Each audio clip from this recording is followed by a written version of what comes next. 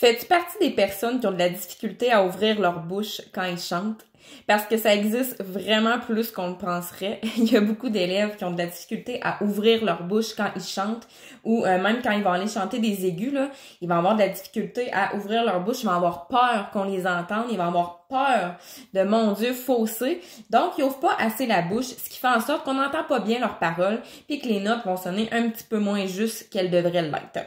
Donc, aujourd'hui, je te donne un truc infaillible, même peut-être un petit truc en bonus, pour être capable d'ouvrir davantage ta mâchoire, donc de mieux articuler et mieux prononcer tes paroles. Donc, c'est un exercice que ça fait des lunes, on pourrait dire, qui existe. C'est l'exercice du crayon.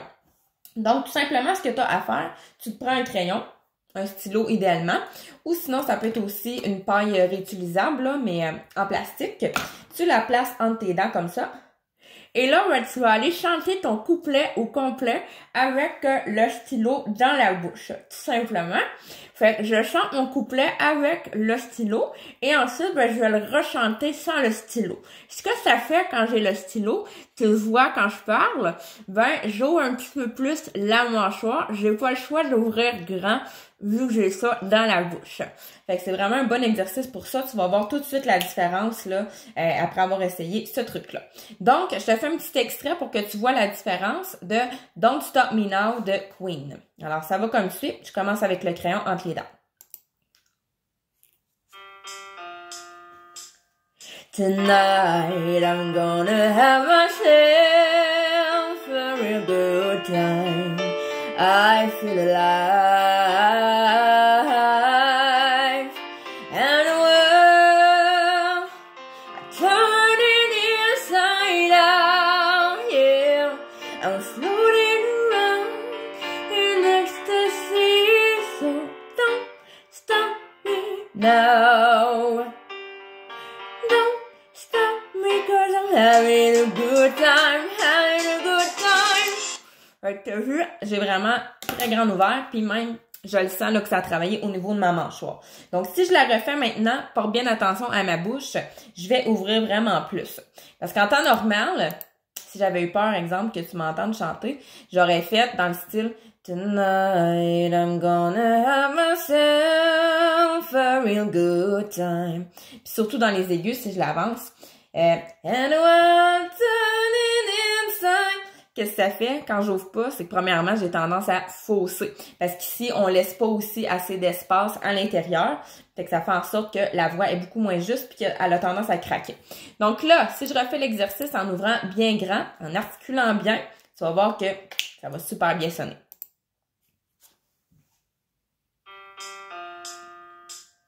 Tonight I'm gonna have myself a real good time. I feel alive and the world turning inside out, yeah. I'm floating around in ecstasy, so don't stop me now. Don't stop me 'cause I'm having a good time, having a good time. Tu vois, même le time à la fin, time. J'ouvre en masse plutôt que time, qu'il y en a qui auraient tendance à faire, ou même lever la tête quand on est dans les aigus. Mais ça, on pourra en reparler dans une autre capsule. Donc, stylo entre les dents, tu peux y aller couplet par couplet. Fait que tu vois, je l'ai fait une fois avec le crayon, une fois sans le crayon, ou ça peut être une paille réutilisable aussi. Super de bons petits trucs. Vraiment facile à essayer. Sinon, je te donne un petit bonus. Pour bien articuler dans tes chansons, bien prononcer, je fais souvent faire à mes élèves ce qu'on appelle des virelangues.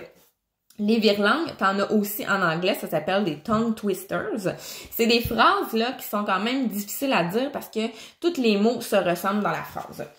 Donc, admettons, si j'en pogne un, chausson, chaussette chaude et chaussée, chausson. Fait que tu vois, tout se ressemble. J'ai pas le choix d'ouvrir un petit peu plus grand puis de bien prononcer.